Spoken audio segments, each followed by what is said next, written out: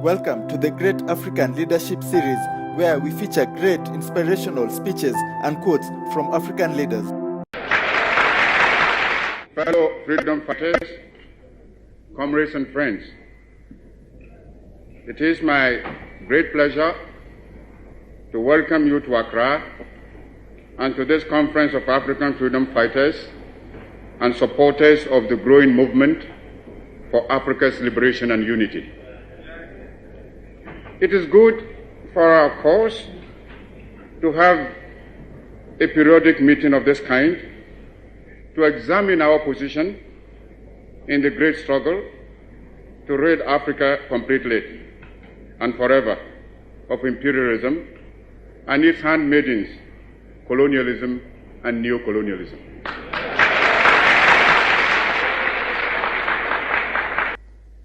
Africa is rich and not poor.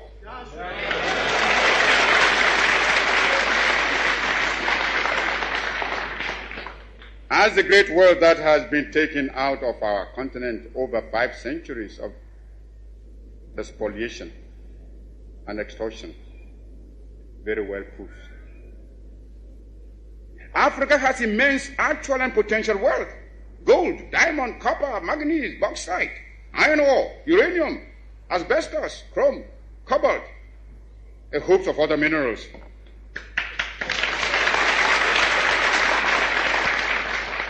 Our essential agricultural produce have all been drained away by colonialist imperialism.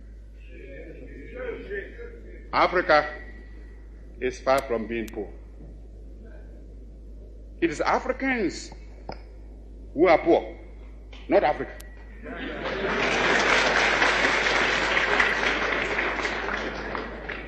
And they are poor because of the uncounted profit that has been made out of the exploitation of their labor and their lands.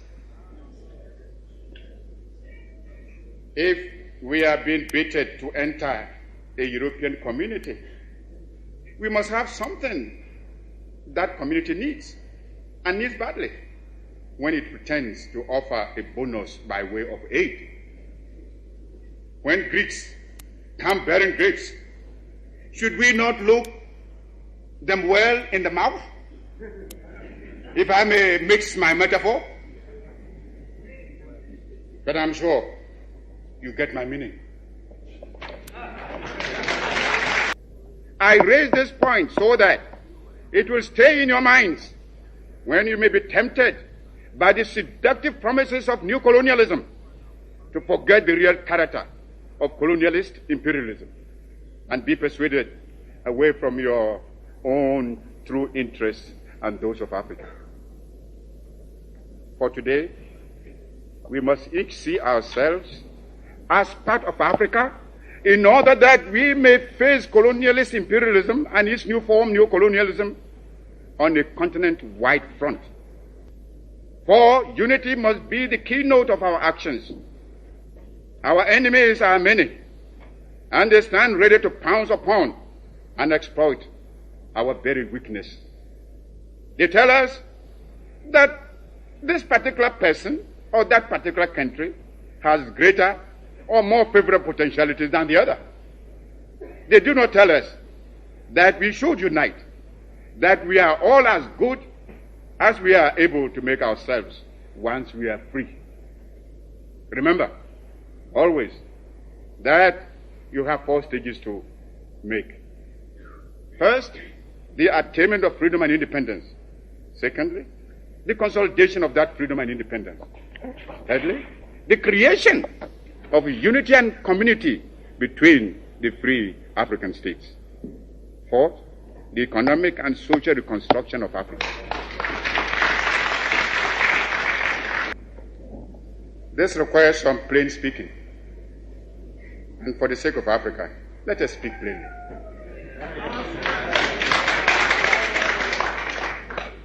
As I see it, our greatest danger stems from disunity and the inability to see that the realization of our hopes and aspirations, the realization of our objective of total African independence, and of our future progress and prosperity is inextricably bound up with the necessity to unify our policy and actions in connection with the continued struggle for independence and the greater task of economic and social reconstruction beyond it. We must therefore face the issue of African unity now, for only unity will make the artificial boundaries and regional demarcations imposed by colonialism obsolete and superfluous.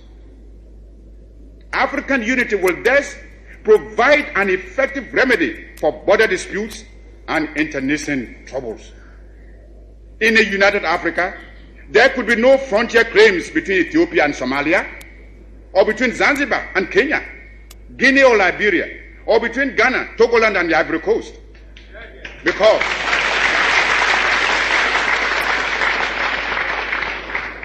Because we would regard ourselves as one great continental family of nations. Some of the leaders, it must be confessed, do not see the struggle of their brother Africans as part of their own struggle. Even if they did, they would not be free to express their solidarity. These rifts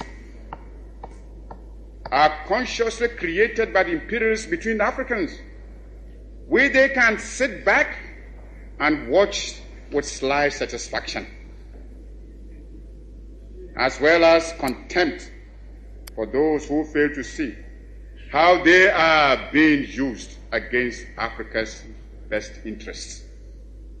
Regrettably, those states include some who were among the freedom fighters of yesterday and who haven't won their independence, are willing to drop it for some token aid, and thereby deny to those still struggling for freedom even their moral support.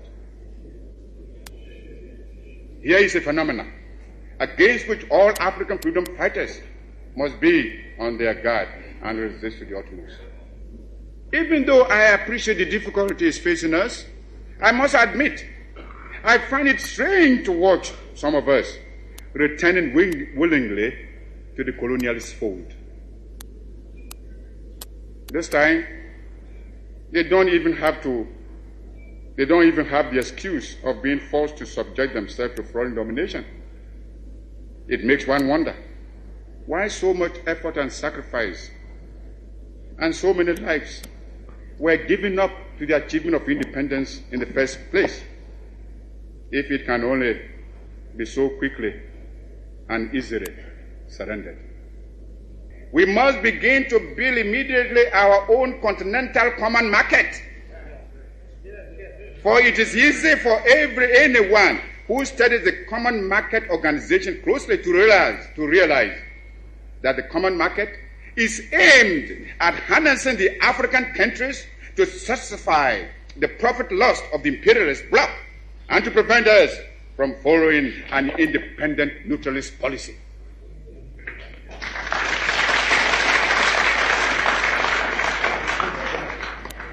It is easy to see that the imperialists and the colonialists are determined to retain the African countries in the position of suppliers of cheap raw materials. If we do not resist this threat, and if we throw in our lot with the common market, we shall doom the economy of Africa to a state of perpetual subjection to the economy of Western Europe. This will, of course, hinder the industrialization of our young African states. It is impossible to think of economic development and national independence without possessing an unfettered capacity for maintaining a strong industrial power. The activities of the common market are therefore fraught with dangerous political and economic consequences for the independent African states. The organization constitutes an attempt to replace the old system of colonial exploitation by a new system of collective colonialism, which will be stronger and more dangerous than the old evils we are striving to liquidate from our continent. This is another reason why we should come together in a unified African economic plan which, operating on a continental scale, can make a solid attack on the imperialist domination in Africa.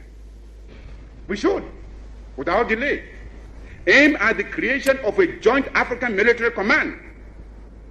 There is little wisdom in our present separate effort to build up and maintain defense forces, which, in any case, would be ineffective in a major world conflict.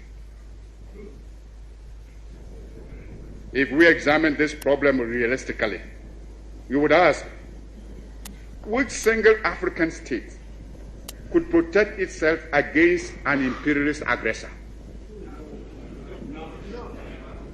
And how much more difficult this would be when some states are allowing the imperialists to maintain bases on their territories.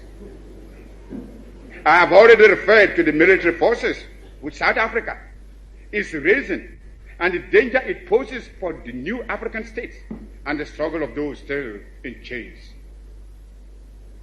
Only our unity can provide us with anything like adequate protection. Those problems can best be met within a unified Africa, and it should be possible in the higher reaches of our endeavor to devise a constitutional structure which will secure the objectives I have outlined, and yet preserve the sovereignty of each of the countries joining the Union.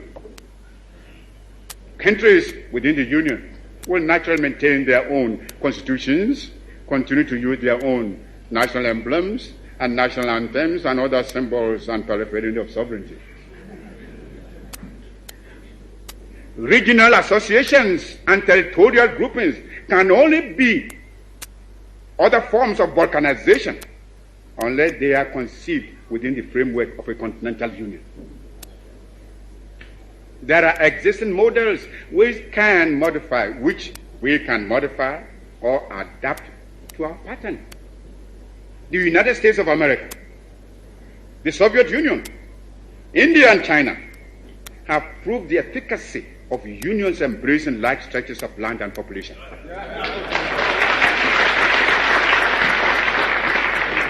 Long live African freedom fighters.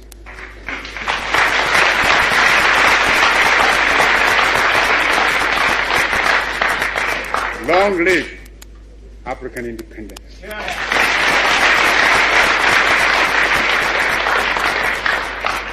Long live your struggle. And long live African unity.